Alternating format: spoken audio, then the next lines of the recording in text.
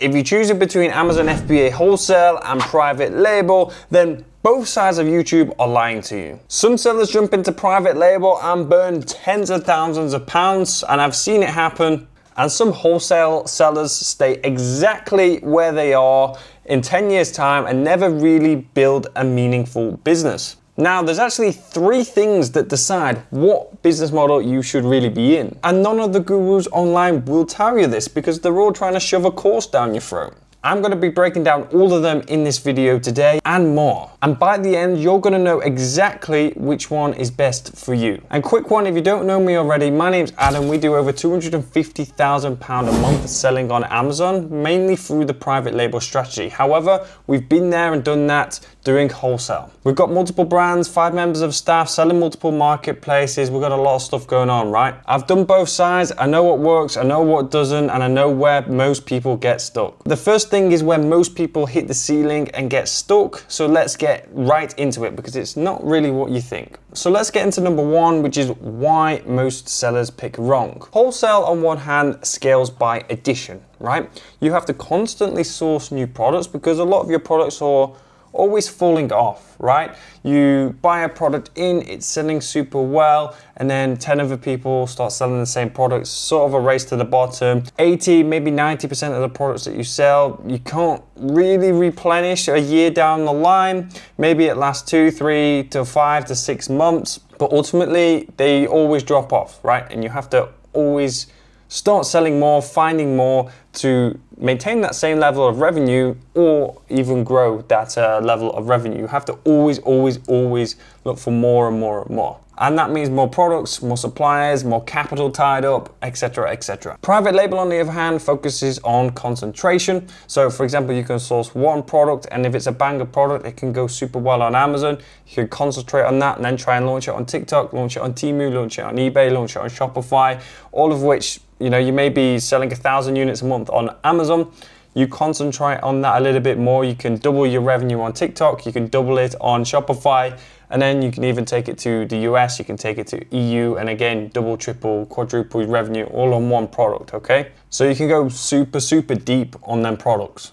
Just touching on wholesale once again for a moment, there is like a fragility trap almost because you're always like one seller away from being wiped out almost. So let me just explain that. One price increase can like literally wipe out your entire business almost. One seller coming in and slashing the price on 10 of the products you already sell can wipe out a lot of your business. So that is one thing which isn't particularly ideal. It's pretty fragile, it's not particularly consistent. But people do pick wrong though, because it is actually easier to get into, right? It is easier to get into wholesale. I'm not denying that at all. The barrier to entry is a lot lower. It doesn't require as much skill. But you know, I've personally lost like half of my business overnight before, right? Maybe over a couple of days. Like people have come onto my listings, slashed the prices, much bigger companies as well than me, probably getting better prices.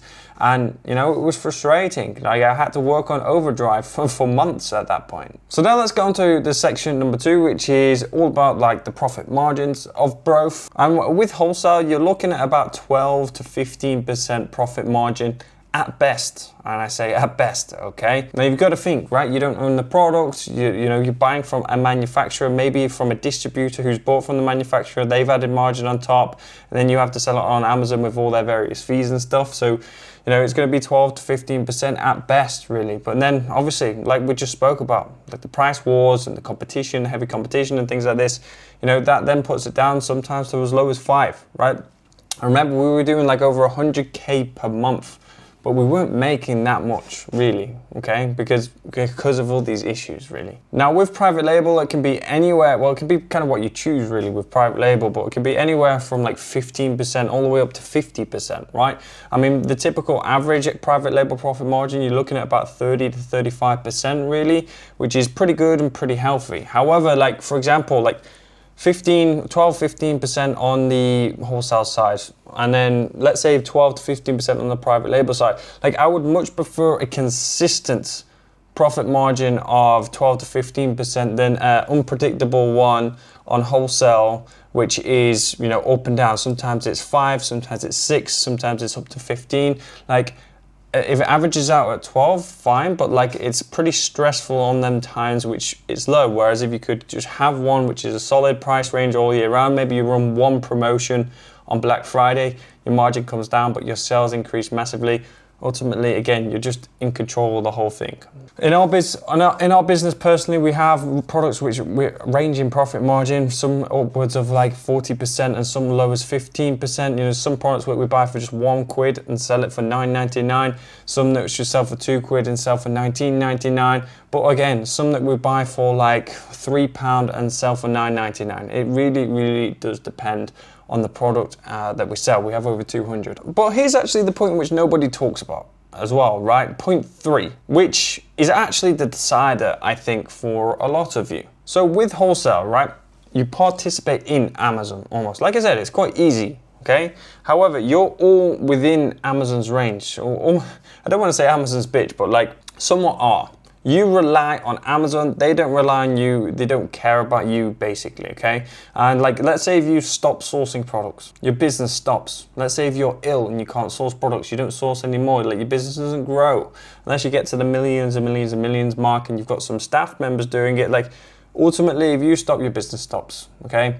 Which is the sad reality of it. However, it does have the advantage, of course, like I said, it's easier to get into, okay? Now with Amazon, you build on Amazon, okay? You're not within Amazon, you're not Amazon's bitch almost. Like, you use Amazon as a platform to grow almost, right? Much like you're gonna use TikTok to grow, you're gonna use Shopify to grow, you're gonna use eBay to grow, etc., okay? You just simply use that as a platform. You own the brand, you own the IP, you have ultimate control, you have the brand registry. If anybody ever tries to copy you, anyone tries to come onto your listing, you know, you can boot them off. And ultimately you just have like so much more control, right? Obviously the cash flow is that little bit less, okay? It's not as good as the wholesale side because you're not buying from the UK, you're buying from China, branding things. It does take a little bit longer to recycle your cash, of course. Like there's ups and downs of both. But take a moment right now, you yourself, okay? Think, what are your goals, okay? What do you want to do? What's your goal with e-commerce? Not just Amazon, like what's your goal with like the whole of making money online? Is it for future and longevity, or is it just to make a quick buck next to your 9-to-5 job? If it is just to make a quick little bit of money next to your 9-to-5 job, cool, it's great. Like, okay, cool. But like, if your goal is like in the future to own a multi-million-pound business or have even just $1 million in the bank, or maybe even just to quit your job, right? Just think. Ask yourself which one's going to be better for you right now. I'm not done yet. Obviously, we've got a few more things to talk about here, but they're like the 3 main points which I like kind of wanted to discuss. Now, just like a little personal story, right? Like I started out, okay, doing wholesale 6.5 years ago or whatever. I seen the problems. I scaled it to like £1 million a year, but I've seen the problems. But 3.5 years ago, I transitioned into building my own brands, okay? Now we do about 3.3 to 3.5 million pounds per year. Okay, so the business has tripled since doing it. And also like my business is worth something now, right? 3.5 years ago, it was worth £0. Now I can get around £1 million in cash, okay, for my business, okay? Just from 3.5 years of work of building these brands. And that number doesn't really exist, okay, for these wholesale sellers, okay? Now, let me also just show you what it looks like for somebody else which made the switch. One of my oldest clients called Hassan, right? He came to me a while ago. He basically was in a situation where he was reselling products doing the wholesale method, making £1,000 a month, right? He was working at Royal Mail and yeah, he was just trying to earn a little bit extra on the side, but it wasn't really going anywhere for him. It wasn't going anywhere for him at all. Like he was constantly looking for new products with the limited time he had while he was working for Royal Mail. Like he was struggling, right? And like people kept coming on, like I said, slashing the prices down. There was constant price wars and things like this. And you know, he was working on overdrive and he was really, really struggling. He came to me, right? We taught him a path of ownership. We taught him how you can build brands, how you can control things, okay? And lo and behold, several months down the line, he's added an extra £2,000 a month to his business, which is all in his control, okay? And is super consistent and super replenishable and will be for years to come. And now he's even focused on not just selling it on Amazon, but selling it on TikTok as shop as well to try and again, grow his income that even further. That's a real world example, okay guys? Now it's slow to begin with, for sure. Now it's slow to begin with, of course, but like it's like the compounding effect, right? Although you do get quicker returns than in the stock market and stuff like that. But you know, like the compound interest graph, where it's like it goes steady, steady, steady, steady, and then it goes up, right? Amazon is just like that, but it does happen only in like a couple of years. It's not like 30 years, it's only a couple of years. It just starts to go up and up and up, right? Also, if you were one of them ones that actually went into wholesale and you're already doing that already, like here are a couple of traps as well that people fall into when they're trying to transition. The first one is trying to focus on growing the wholesale side and the private label side at the same time. Unless you've got staff, that's super, super hard, okay?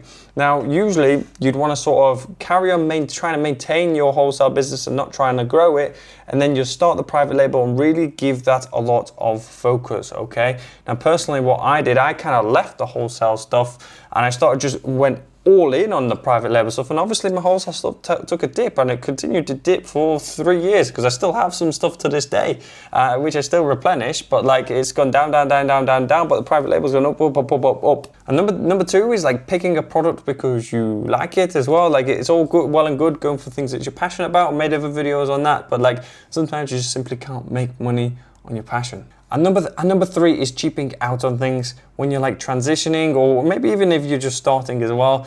Like a super, super important thing, do not cheap out on things like sort of packaging, or like a product, like a supplier's 20% cheaper, I'm gonna go with them. Obviously, if it's 20% cheaper and like they've explained things look good, order samples, but like just know like the cheapest is not always the best, okay? So here's what I would do if I had to like start all over again, right? For the first 3 to 6 months, I'd have to just generate some cash. Obviously, I'd be working a 9-to-5 job, and I'd probably be doing some other small side hustles on the side. Maybe doing a bit of TikTok shop affiliate, super easy to make money pretty quickly. Maybe doing some reselling, maybe doing some match betting. Also, I can gain about 5 grand to start my Amazon private label business. Then I'd be using that 5 grand capital to then start my private label business and fuel my journey. It won't all be on inventory. I'll be spending like 1 to 2 grand on inventory, a little bit on graphic design, a little bit on giving products away and promotions and things like this, and then bang, when the product starts selling, I will need to start buying more with the capital that I have left over. And I'd probably be creating something simple, something which I can start selling straight away without a load of ball ache compliance. So if you've made it this far, you're probably more serious than 95% of people. So let me give you one verdict and one honest answer, really. Wholesale is good for short-term cash flow, can help you make anywhere from 500 to like 2 grand on average per month in profits. However, not that scalable.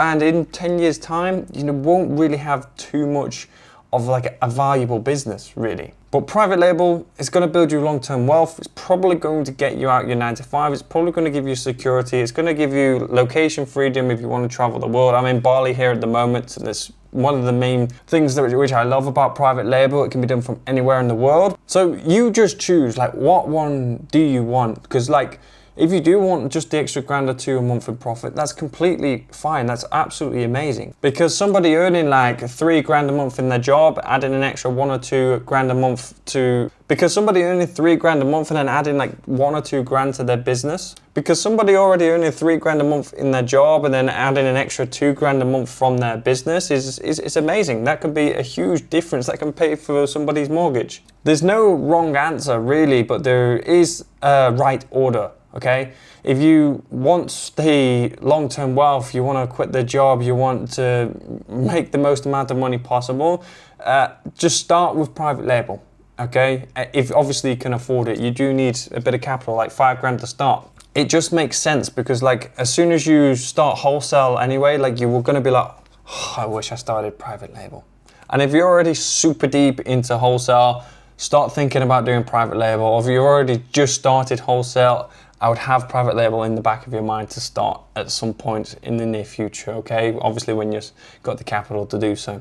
And if you want me to walk you through anything personally, I actively help people one-to-one and on a group basis, so make sure you click the link down below in the description, book in a completely free one-to-one call with me, and we can discuss your situation a little bit further to see if we can actually help you. Links down below in the description. Once again, thank you, subscribe, like, comment, and peace out.